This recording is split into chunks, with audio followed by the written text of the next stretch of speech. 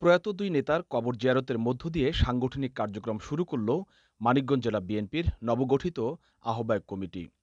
সকালে ঘিউরের পাচুরিয়ায় দলের প্রয়াত মহাসচিব খোন্দকার দেলোয়ার হোসেনের কবরে প্রথমে ফুল দিয়ে শ্রদ্ধা জানান জেলা বিএনপি নেতারা।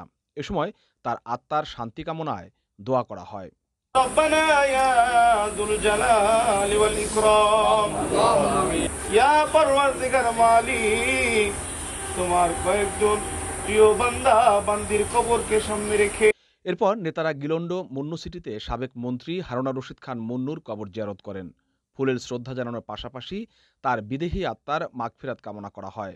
হাদাইতানা ওয়া হাব লানা মিন লাদুনকা রাহমা ইন্নাকা আনতাল ওয়াহ্হাব। জেলার বর্ষিয়ান দুই প্রয়াত নেতার কবর জিয়ারত করে তাদের আদর্শ অনুসরণ করেই জেলা বিএনপিকে আরও সুসংগঠিত করার অঙ্গীকার করেন নেতারা। পরে মুন্নু ক্যাফে রেস্তোরাঁ মিলনায়তনে নবগঠিত পূর্ণাঙ্গ আহ্বায়ক কমিটির প্রথম কার্যকরী সভা অনুষ্ঠিত হয়। এতে সভাপতিত্ব করেন জেলা বিএনপির আহ্বায়ক আফরোজা খান রিতা।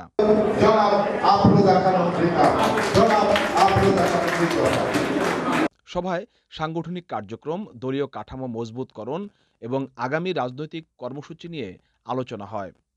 এ সময় জেলা বিএনপির সাবেক সাধারণ সম্পাদক ও বর্তমান আহ্বায়ক কমিটির সদস্য এস এ জিন্না কবির, সদস্য advocate Azad Hossain Khan, advocate Afama Nurtaj Alam Bahar, Satyen Kanta Pandit Bhajan, Gulam Abedin Kaiser, advocate Maksudur Rahman, ডাক্তার মোহাম্মদ জিয়াউর রহমান জিয়া, অ্যাডভোকেট আতম জহির আলম খান লোদি, অ্যাডভোকেট আতাউর রহমান ভূঁইয়া ফরিদ, আব্দুল বাতেন, আব্দুল কুদ্দুস খান মজলিস, মাখন ও মোশাররফ হোসেন শিকদার সহ কমিটির অন্যান্য সদস্যরা উপস্থিত ছিলেন।